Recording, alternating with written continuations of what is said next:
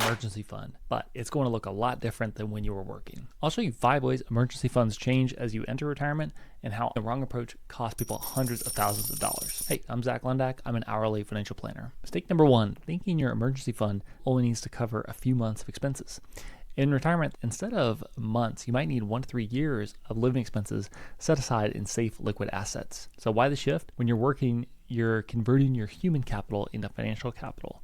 But in retirement, you have to rely totally on your financial capital. Social Security, pensions, or investments can buffer there, but if an emergency hits, say a major home repair or medical bill, you might have to liquidate assets that are designed for growth longer term rather than relying on safe, secure assets that are designed for short-term expenses. Bad news is not isolated to just your portfolio.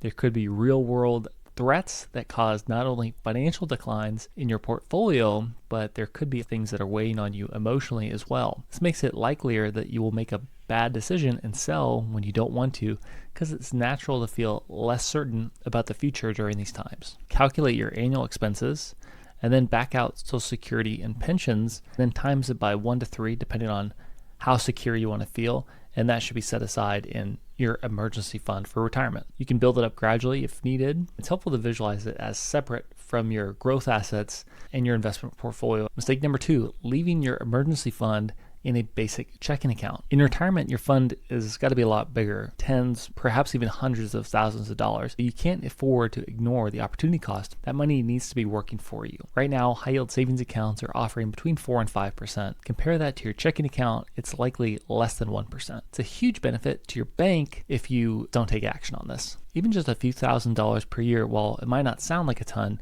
after a few years, that's like a whole nother vacation. Consider using high yield savings accounts or CDs to earn higher returns than just basic checking accounts. Mistake number 3, assuming all bonds are created equal when building your emergency fund.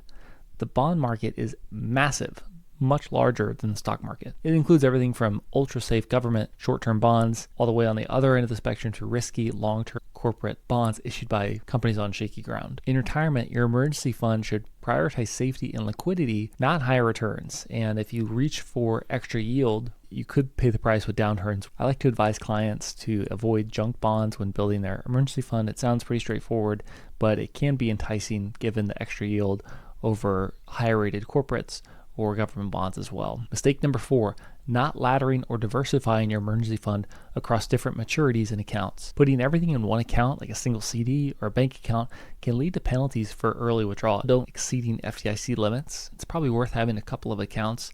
Just no need to take the risk of something like a Silicon Valley Bank event happening with your emergency fund. Another approach that I think is great is building a CD ladder. If you buy CDs with a maturity every 3 to 6 months, you'll have rolling access to your money without penalties.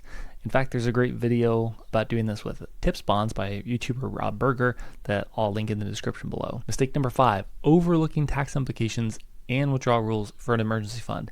In retirement, if you're in a higher tax bracket, that can eat into your returns. So it's important not to only understand what investments am I going to have my emergency fund in, but which account am I actually going to have it? Am I going to have it in a taxable account? Do I want my emergency fund as a part of my IRA or 401k? So it's really important to consider what your tax situation is going to be and structure it appropriately. All right, everyone, hit that like and subscribe button for more retirement planning tips and drop a comment. How do you think about your emergency fund? What's the best size for retirement? Thanks for watching, and we'll see you later. Bye.